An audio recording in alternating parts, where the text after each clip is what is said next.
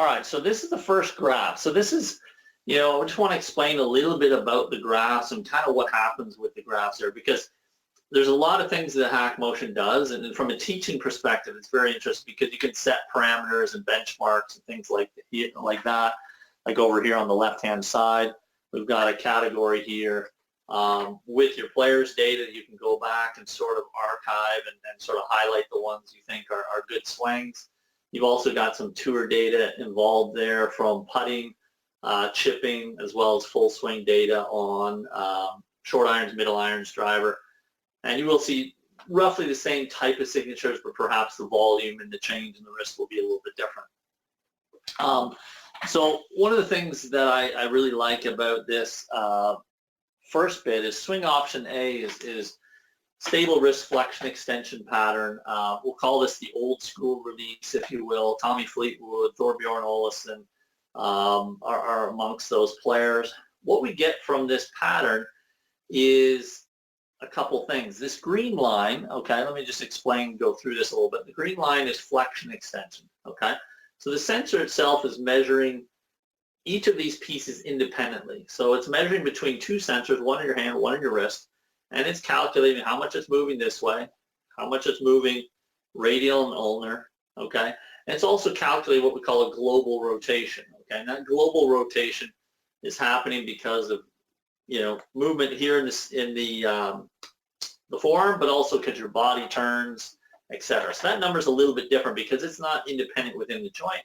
It's actually sort of a reference to a certain extent to the target, okay? It's how much is that sensor turned all the way back, all the way through, and all the way through the finish. So when we look at these lines, the green line here is the flexion extension graph. This is the one where most players struggle, okay?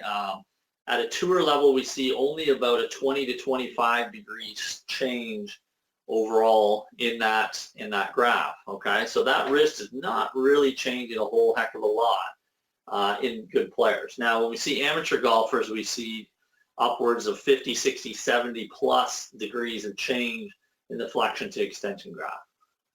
And considering that's your loft to a certain extent, that one's incredibly important to sort of be stable.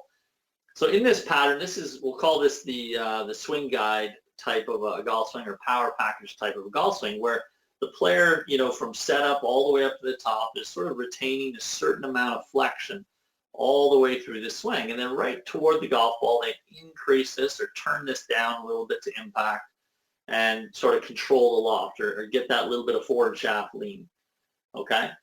Now what happens with that, though, is we understand where that club face vector is. As the player comes down, is that loft is actually pointed high and to the right, and then at impact, they're actually turning this vector down and toward the target, okay, and establishing a certain loft and a certain trajectory on the shot, okay? After impact, the speed's got to go somewhere. So in this particular swing, this is Thorbjorn Olesen's swing, but in this particular swing, this wrist doesn't change much for a little period of time, and then it's going to move back toward extension, and that's what we're seeing with the green kind of coming up the other side here. Now, when we look at the blue is the radial and ulnar deviation, okay? Call that wrist cock up and down. Each one of us has this if we're any good. Generally, we're going to have some, but the timing of when we sort of unload this in toward ulnar deviation or downward motion is sort of shown here at the impact level. And again, in this type of a swing, what we get is a fairly stable wrist in terms of a loft. We get a fairly stable wrist with the radial and ulnar. And what ends up happening is the rotation is the purple, and that's the one that's moving back and forth, okay?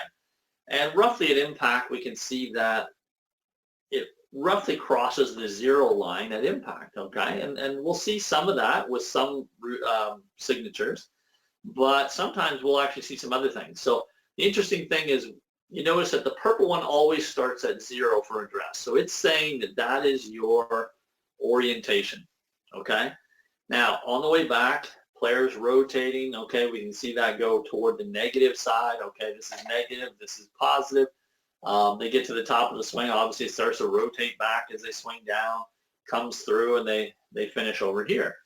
So this type of a swing, this swing has more rotation of the sensor, but less extension and less sort of radial, ulnar, radial recocking, okay? Or this is going to create a very long flat spot at the bottom of the swing, okay?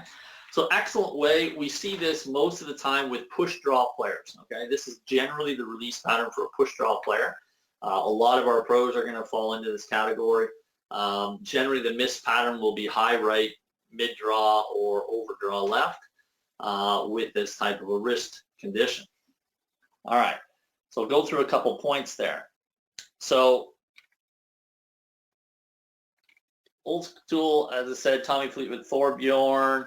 Easy way to train this one is just have your players use a swing guide or power package. Be careful of the overloaded radial deviation at the top because that causes early extension. So the problem with wrist joints is what we have to understand is that radial and extension go together, ulnar and flexion go together. So if a player is going to add a whole bunch of radial and try and downcock this, most often they're going to push this wrist into extension. And that becomes very dangerous as they push this into extension. That face is wide open, and now they require a lot more of this type of a movement around the golf ball.